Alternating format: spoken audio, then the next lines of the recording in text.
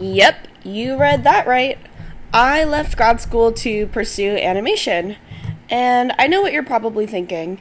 With the state of the world that it's in right now, and AI taking over every art job possible, you're probably asking, why?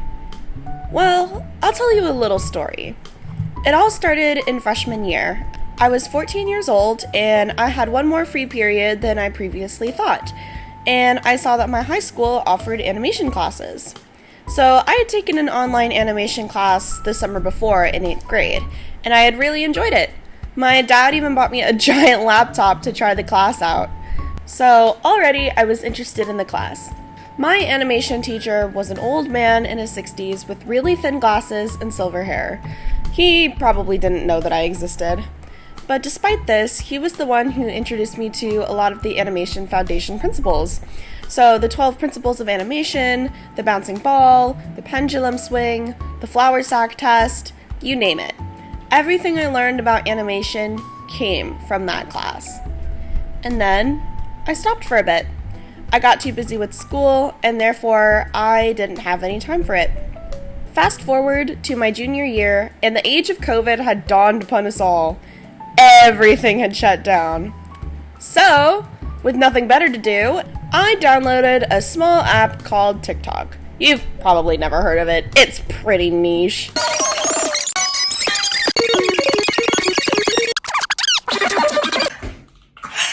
I started posting art videos there at first, slowly growing my account before finally turning to animation again. This time I had no deadlines, no restrictions, unlimited free time, and most importantly, I had all the fun in the world.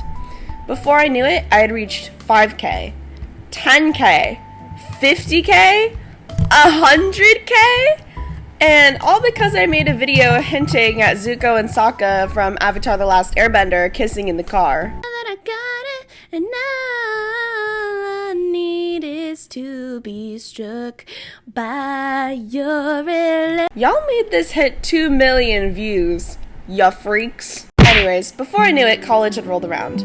It was time for me to figure out what I wanted to do with my life. Naturally, I wanted to head into animation, but everyone at the time kept telling me it was too hard.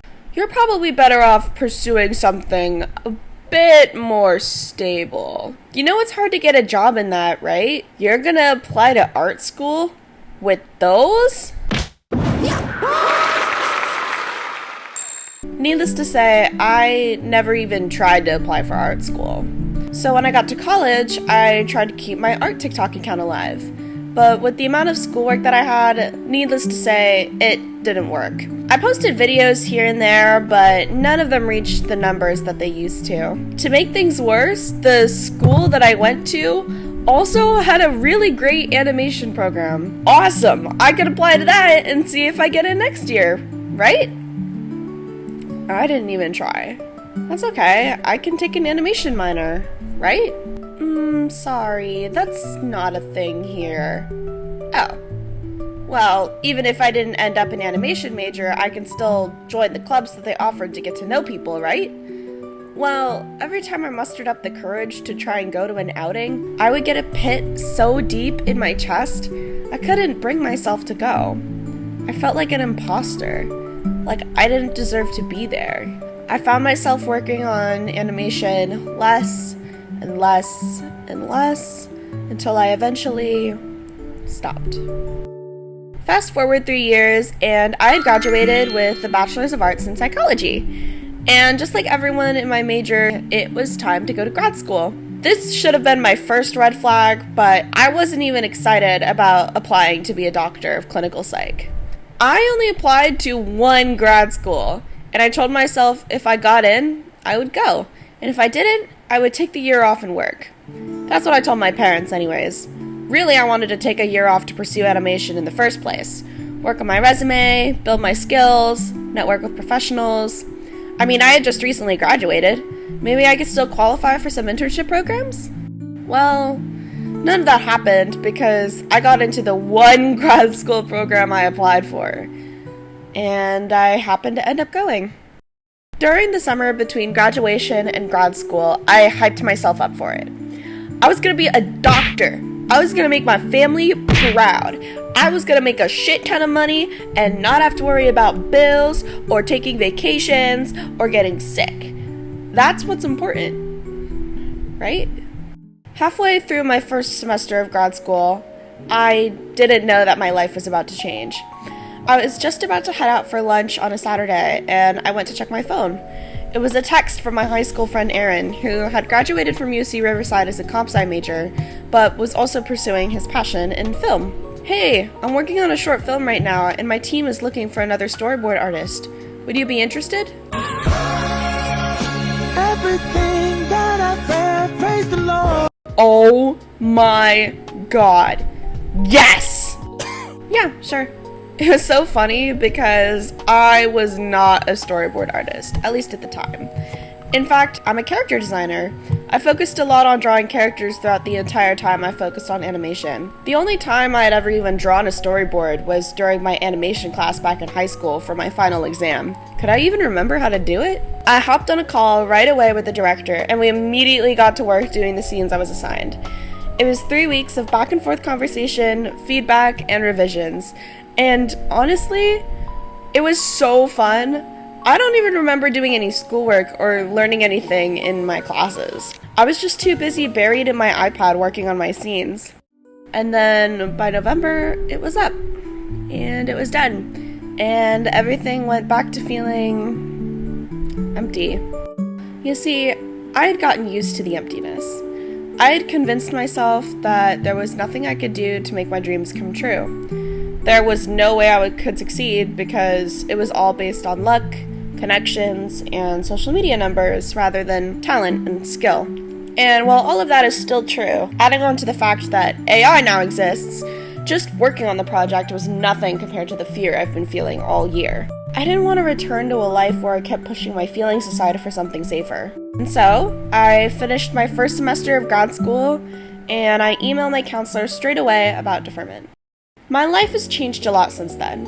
First off, I had to tell my parents about how I was feeling, and naturally, they were really confused. But ultimately, it was a productive conversation. Surprisingly, it was their decision for me to just straight up quit grad school. Well, even if we don't agree, we don't want you to regret your life. Why not just quit and give yourself enough time to land a job in the industry? Yeah, you can always reapply to grad school if you decide you can't find a job. The next step was to actually get in a space where I could improve my skills. Unfortunately, I couldn't bring my lease at the time. Not only were we only halfway through the year-long lease, but my roommate, who didn't drop out of grad school, still needed a place to live. And I couldn't find someone to take my place on the lease because my roommate is picky about who she lives with. So that meant I was stuck paying for a lease until, well, July. I didn't want to stay in San Diego for that long, but there was no way I could afford to pay for 2 apartments in both LA and San Diego.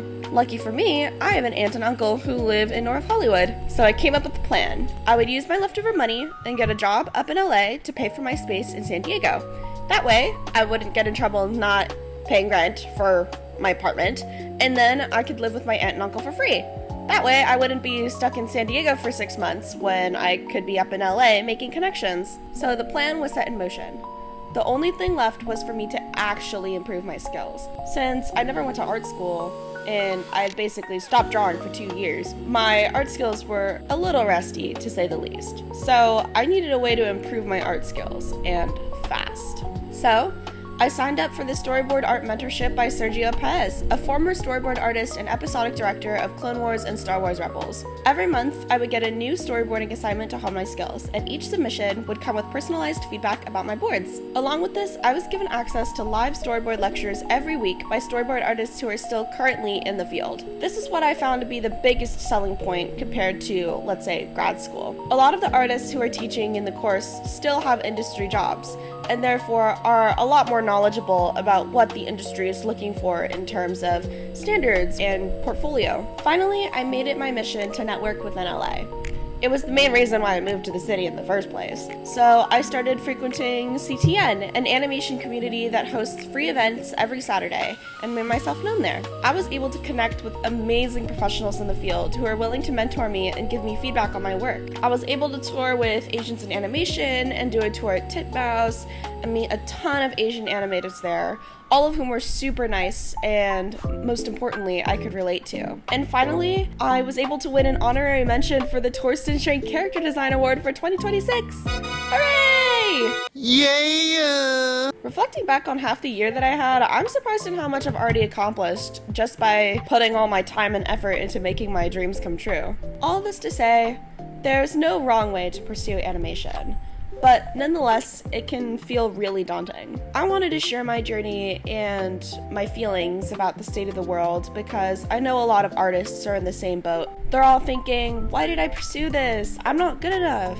I should have pursued something way more stable. And as someone who has gone the stable route, at least for a little bit, I could definitely say the grass is not greener on the other side. The whole world is in shambles right now, and everyone's sense of job security has completely fallen apart. There's no such thing as a stable career anymore, so why not just pursue what you love instead of putting in so much effort for a job that you don't really care about? For me, the fake job security wasn't enough for me to not pursue what I wanted to do.